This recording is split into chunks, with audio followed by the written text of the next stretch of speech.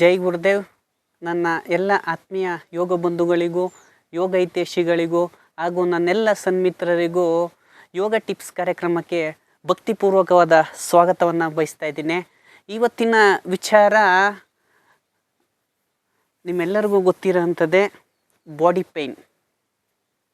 ಏನು ಈ body pain ಇವಾಗ ಒಂದು 2-3 ವರ್ಷದಿಂದ ಸುಮಾರು 50-60% ಜನಕ್ಕೆ ತುಂಬ ಪ್ರಾಬ್ಲಮ್ ಮಾಡ್ತಾಯಿದೆ.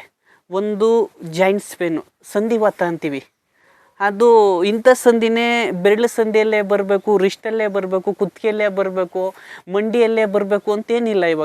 ಇವಾಗಿನ ನಮ್ಮ ಜೀವನ ಶೈಲಿಯಲ್ಲಿ ಎಲ್ಲ ಗಂಟುಗಳಲ್ಲಿ ಏನು ಜಾಯಿಂಟ್ಸಲ್ಲಿ ಈ ನೋವು, ಎಳೆತ, ಸೆಳೆತ, ಜೋಮು ಇವೆಲ್ಲ ಕಾಡ್ತಾ ಇದೆ.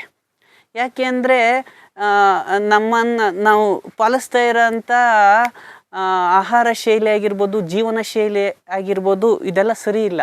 ಅದೆಲ್ಲ ನಿಮಗೆ ಗೊತ್ತಾಯ್ತೈತೆ. ಯಾರಿಗ ಈ ಥರದ್ದು ಪೇಯ್ನೆಲ್ಲ ಬರ್ತೈತೆ ಅಂದರೆ ಒಂದು ಅವರಿಗೆ ಕಾನ್ಸ್ಟಿಪೇಷನ್ ಆಗಿರ್ತದೆ, ಮತ್ತು ಸರಿಯಾದ ರೀತಿಯಲ್ಲಿ ಅವರು ನೀರು ಕುಡಿತಾ ಇರಲ್ಲ, ಮತ್ತು ಸರಿಯಾದ ರೀತಿಯಲ್ಲಿ ತರಕಾರಿಗಳು ಮತ್ತು ಹಣ್ಣುಗಳನ್ನ ಅವರು ಬಳಸ್ತಾ ಇರಲ್ಲ. ಬಳಸ್ತಾ ಇದ್ದರೆ ತನಗೆ ತಾನೇ ನೋವುಗಳ ಸಮಸ್ಯೆಯಿಂದ ಹೊರಗಡೆ ಬರ್ಬೋದು. ಯಾವಾಗ ಈ ನೋವುಗಳು ಬರ್ತೈತೆ ನಾವು ಇಮ್ಮಿಡಿಯೇಟು ಮಾತ್ರೆ ಮತ್ತು ಇಂಜೆಕ್ಷನ್ಗೆ ಓಡೋಗ್ಬಿಡ್ತೀವಿ. ಯಾಕಂದರೆ ಹಿಂಗೆ ತಗೊಂತಾನೆ ಮೇಲೆ ಆಗಿಬಿಡ್ಬೇಕಲ್ಲ ನಮಗೆಲ್ಲ.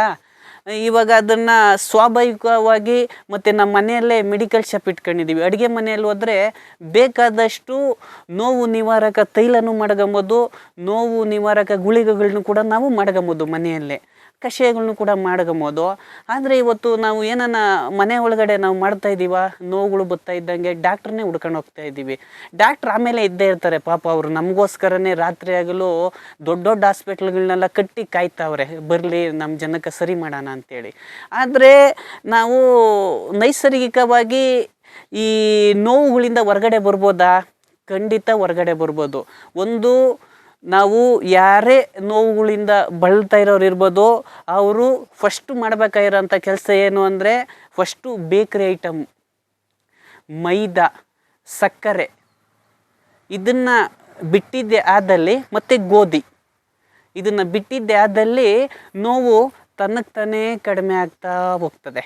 ಅವರು ಹೆಚ್ಚಿನದಾಗಿ ತುಪ್ಪ ಸೇವಿಸೋಂಥದ್ದಾಗಿರ್ಬೋದು, ಮತ್ತು ಮೊಳಕೆ ಕಾಳುಗಳನ್ನ ತಿನ್ನೋ ಅಂಥದ್ದಾಗಿರ್ಬೋದು, ಕೊಬ್ಬರಿ ಎಣ್ಣೆನ ಬಳಸೋ ಅಂಥದ್ದು. ಊಟದಲ್ಲಿ ನಾವು ಮಾಡೋ ಅಂಥ ಅಡುಗೆಯಲ್ಲಿ ರಿಫೈನ್ಡ್ ಆಯಿಲ್ನ ಸಾಧ್ಯವಾದಷ್ಟು ಕಡಿಮೆ ಮಾಡಿ ಕೊಬ್ಬರಿ ಎಣ್ಣೆ ಮತ್ತು ನ್ಯಾಚುರಲಾಗಿ ಸಿಗೋಂಥ ಯಾವುದು ಕರಳೆಕಾಯಿ ಎಣ್ಣೆ, ಪ್ಯೂರು ಗಾಣದ ಎಣ್ಣೆನ ಬಳಸೋದ್ರಿಂದ ಈ ನೋವುಗಳಿಂದ, ಜಾಯಿಂಟ್ಸ್ ಪೇನಿಂದ ನ್ಯಾಚುರಲಾಗಿ ಹೊರಗಡೆ ಬರ್ತೀವಿ.